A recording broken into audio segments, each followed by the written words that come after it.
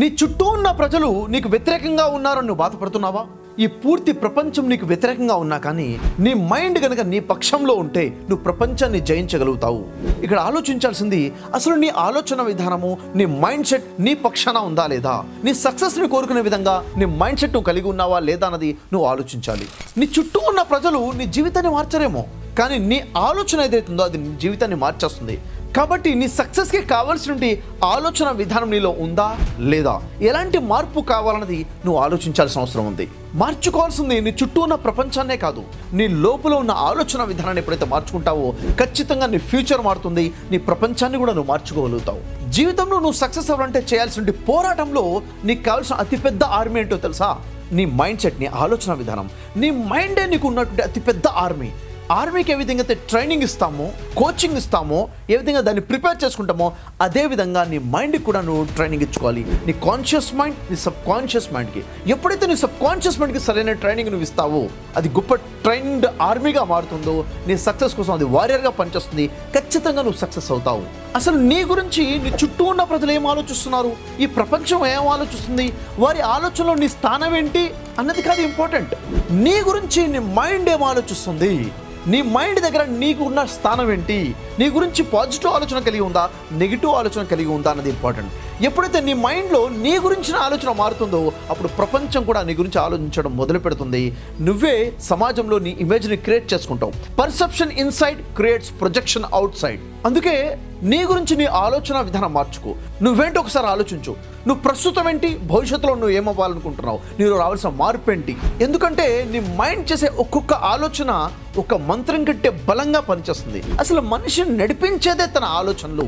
ఎప్పుడైతే తను పాజిటివ్ ఆలోచన కలిగి ఉంటాడో తను పాజిటివ్ వైపుకి నడుస్తాడు. ఎప్పుడైతే నెగిటివ్ ఆలోచన కలిగి ఉంటాడో అప్పుడు నెగిటివ్ వైపు నడుస్తాడు.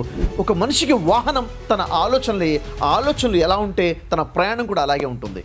సో నీ సబ్ కాన్షియస్ మైండ్లో ఉండే ఆలోచనలో నమ్మకాలను పాజిటివ్గా మలుచుకుంటే నీ జీవన ప్రయాణం కూడా పాజిటివ్గానే ఉంటుంది. ఒకవేళ నీ ఆలోచనలుగా నెగిటివ్గా ఉంటే నీ జీవితం ఎంత వెలుగుమయంగా ఉన్నా కానీ నెమ్మదిగా మొత్తం చీకటిమయంగా మారిపోతుంది. ఎందుకంటే మనిషి ఆలోచనలే మనిషిని పూర్తిగా మార్చేస్తాయి. ఎప్పుడైతే నువ్వు పాజిటివ్గా ఆలోచించడం మొదలు పెడతావో చీకటిమయంగా ఉన్న నీ జీవితం కూడా వెలుగుమయమైపోతుంది. ఎందుకంటే నెగిటివిటీలో ఉన్నటువంటి వ్యక్తికి ఏ అవకాశాలు కనిపించవు, పాజిటివ్గా ఉన్నటువంటి వ్యక్తికి అవకాశాలు కనిపిస్తాయి. ఎప్పుడైతే ఒక అవకాశం నీ ముందుకు వస్తుందో నీ థాట్ నెగిటివ్గా ఉంటే ప్రతి అవకాశంలో కూడా సమస్యలే వెతుకుతావు. అదే నీ కళ్ళ ముందుకు సమస్యలు వచ్చినా కానీ పాజిటివిటీని కలిగి ఉంటే ప్రతి సమస్యలో కూడా అవకాశాన్ని వెతుక్కుంటూ ముందుకెళ్తావు. కావాల్సింది పాజిటివిటీ. నీలో ఎంత ఉంది, ఆ పాజిటివిటీ కోసం నువ్వు చేస్తున్నది ఏంటి అన్నది ఒకసారి ఆలోచించాలి. ఎప్పుడైతే నువ్వు జీవితంలో ముందుకెళ్ళాలనుకుంటావో అప్పుడు నాకు సాధ్యం కాదు, నేను చెయ్యలేను అని కనుక నువ్వు అనుకుంటే నీ మైండ్ తలుపులు మూసేస్తుంది. ఆ తర్వాత ఇంకా ఎంట్రీ ఉండదు, ఒక్క అడుగు కూడా ముందుకు వేయలేవు. ఎప్పుడైతే నేను చేయగలను, నా వల్ల అవుతుంది, ఇది నాకు సాధ్యమే అన్న ఆలోచన నువ్వు చేస్తావు, పాజిటివ్ ఆలోచన చేస్తావు, ముయ్యబడి ఆ తలుపులు కూడా తెరవబడతాయి. వాస్తవానికి నీ ఆలోచనలు ఏంటి? ప్రస్తుతం నా జీవితంలో దారి కనపడటం లేదు, ఏం చేయాలో అర్థం అవ్వట్లేదు అంటే ఇది ఎక్కడి నుంచి వచ్చిందో తెలుసా? ముయ్యబడ్డ తలుపులు నీ ఆలోచన నుంచి వచ్చాయి, నీ నెగిటివ్ థాట్స్ నుంచి వచ్చాయి. So start thinking positive. దీంట్లో ముఖ్యంగా మనకు అర్థమవుతుంది మనిషి తనతో తాను చేసుకునే self talk.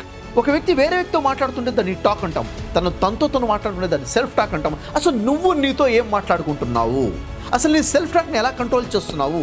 Your words are the keys to your subconscious mind. అసలు నీ మైండ్ దాని యొక్క ఆలోచన ఎలా పనిచేస్తుందో నీకు తెలుసా? నీ మైండ్ అనేది ఒక మ్యాగ్నెట్ లాగా ఆకర్షిస్తుందన్న విషయం నీకు తెలుసా? నీ మైండ్ ఎప్పుడైతే ఏ ఆలోచన అయితే ఎక్కువగా చేస్తుందో అది నీ జీవితంలోకి ఆకర్షించబడుతుంది.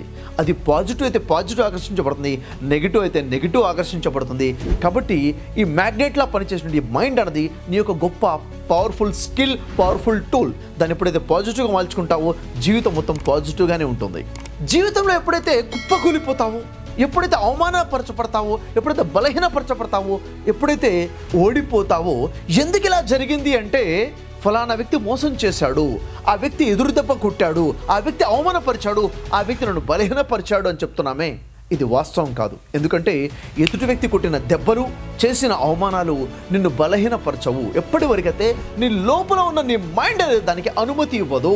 దాన్ని నువ్వు తీసుకుంటేనే నువ్వు అవమానపరచబడతావు, దాన్ని తీసుకుంటేనే నువ్వు బలహీనపరచబడతావు. ఎప్పుడైతే నువ్వు దాన్ని తీసుకోకుండా ఐ డోంట్ కేర్లో ఉంటావో నువ్వు బలవంతుడివే, నిన్ను ఎవడూ అవమానపరచడు, నీకున్న గౌరవం నీదే ఉంటుంది. సెల్ఫ్ రెస్పెక్ట్ అనేది చాలా ఇంపార్టెంట్. ఎదుటి వ్యక్తి నీతో ఎలా ప్రవర్తించినా కానీ నీ మైండ్ సెట్ అనేది నీకు ఒక పెద్ద డాలుగా పనిచేస్తూ ఉంటుంది. సో నేను డిఫెన్స్ చేసేది నీకు డాలుగా పనిచేస్తుండే మైండ్ సెట్ని ఎప్పుడైతే స్ట్రాంగ్ అండ్ పాజిటివ్గా మలుచుకుంటావో నేను ఎవడు కూడా కదిలించలేడు. నీ పూర్తి జీవితంలో నిన్ను నిలబెట్టేదైనా నేను పడదోసేదైనా కానీ కేవలం అది నీ మైండ్ సెట్ మాత్రమే, ఇంకెవరూ కాదు అన్నదే నిజాన్ని నువ్వు గుర్తించాలి. మరి ఎప్పుడైతే నీ మైండ్ సెట్ని, నీ ఆలోచన విధానాన్ని పాజిటివ్గా నీ సక్సెస్కి ఉపయోగపడే విధంగా నీ మిత్రుడిగా నువ్వు మలుచుకుంటావో అప్పుడు ఆ భగవంతుడు కూడా నీకు సహకరిస్తాడు. నువ్వు సక్సెస్ వైపు ముందడుగు వేయడానికి ఉపయోగపడుతుంది. ఒక్క అడుగు నువ్వే, మిగిలిన 10 అడుగులు చాలా ఈజీగా నువ్వు ముందుకెళ్ళిపోతావు. మరి ఎలా సార్, ఒక మనిషి నెగిటివ్ థాట్స్ వస్తుంటే ఏం చేయాలి, దాన్ని పాజిటివ్గా ఎలా మలుచుకోవాలి, అసలు నా మైండ్ని నా కంట్రోల్లోకి ఎలా తీసుకోవాలి, నా సబ్ కాన్షియస్ మైండ్ నేను ట్రైనింగ్ ఎలా ఇవ్వాలి అంటే ఇది కేవలం డివైన్ మైండ్ సెట్ ద్వారానే సాధ్యమవుతుంది.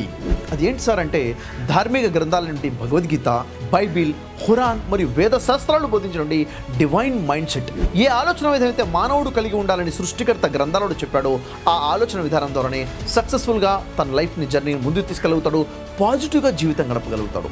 ఒక మనిషి లైఫ్లో ఏం చేయాలి, ఎలా చేయాలి, ఏం చేయకూడదు, ఎందుకు చేయకూడదు, ప్రతిదీ క్షుణ్ణంగా స్పష్టంగా ఒక గైడ్లాగా బోధించినటువంటి సూచనలు మన ధార్మిక గ్రంథాలు ఉన్నాయి. అదే మన సక్సెస్కి రాజబాట్లా పనిచేస్తుంది. సో డివైన్ మైండ్ సెట్ ఏంటో తెలుసుకోండి, లైఫ్ని సక్సెస్ఫుల్గా లీడ్ చేయండి. All the best, congratulations.